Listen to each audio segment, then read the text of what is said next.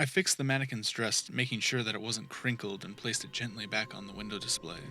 My wife and I had been running a small clothing store that specified in Lolita style of clothes.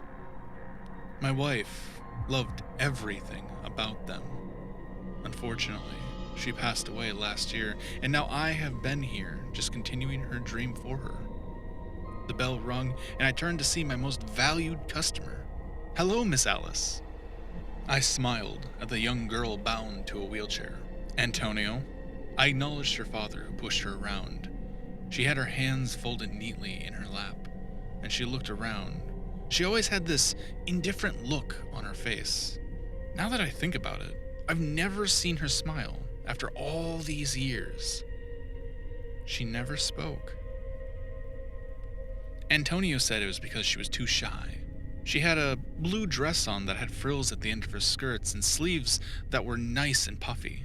Her dark hair fell to her waist and always straightened with two white bows, clipped part of her hair back. She truly looked like a doll. "Do you like this one, sweetie?" He knelt down, pulling the purple dress in front of her.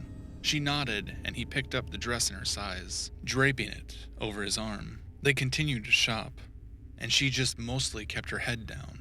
After about 30 minutes, Antonio came over with 10 dresses dangled over his arm. "We'll take all of these fully." I started to ring them up, when suddenly Antonio clicked his tongue. "Oh, I forgot my wallet in the car. I'll be right back."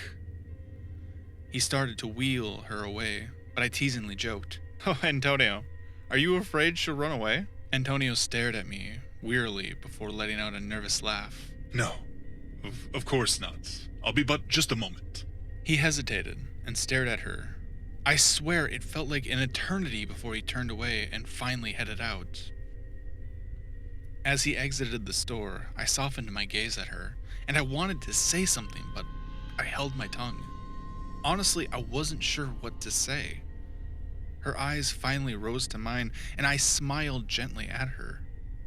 But there was no life in her eyes.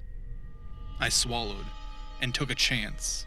"Alice, are you happy at home?" She didn't answer, and I waited a few more moments knowing that Antonio would be coming back any moment. "Alice, do you feel safe at home?" Her eyes widened, and I finally saw some life in them for the first time.